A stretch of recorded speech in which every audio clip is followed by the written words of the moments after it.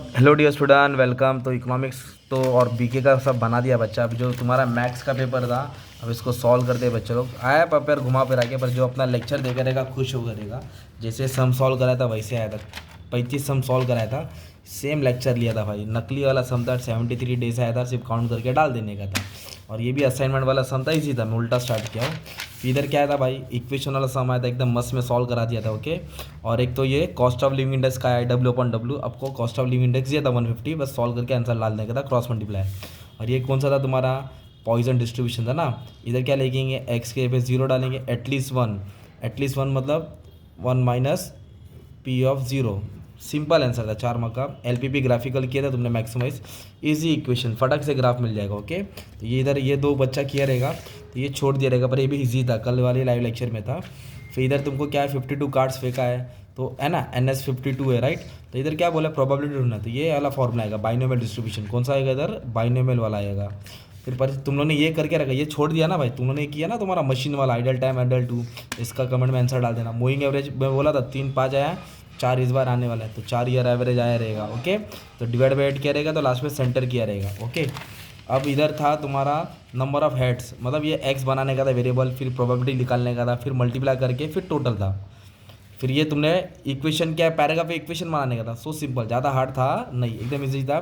Z लिखने का था। ये 20 रुपये दिया है, ये 6 रुपये दिया है, तो ये हो जाएगा 20x, ये हो जाएगा 65। और क्या इधर वो कंपनी बना रहा है, कॉन्क्रीट ब्रिक बना रहा है और सैंड बना रहा है। तो ब्रिक को एक रिक्वायरमेंट क्या है, बड़ा नंबर कितना दिया तुमको, 4 किलो 6 किलो, इस तरह तुमको लेके सॉल्व करने का था। पहले रिग्रेशन वाला क्वेश्चन था।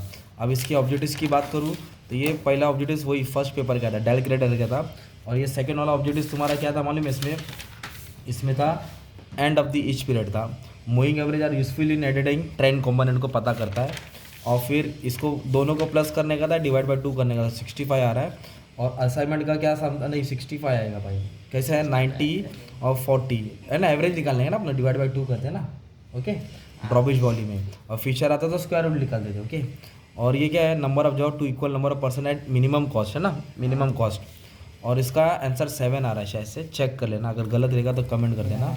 और ट्रू ऑफ फॉल्स में ये ट्रू था, सेकेंड वाला फॉल्स था, और लास्ट वाला ट्रू था। ओके। परचेसिंग का ऑर्डर दिखता है। और इसका क्या था, amount pay to holder of the bill after deducting banker discount, उसको प्रेजेंट वर्थ बोलते हैं।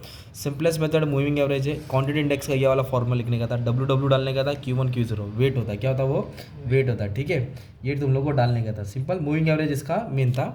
अब ये मैक्स 2 था, मैक्स 1 का भाई देख, ये मैक्सिमाइज वाला सम है।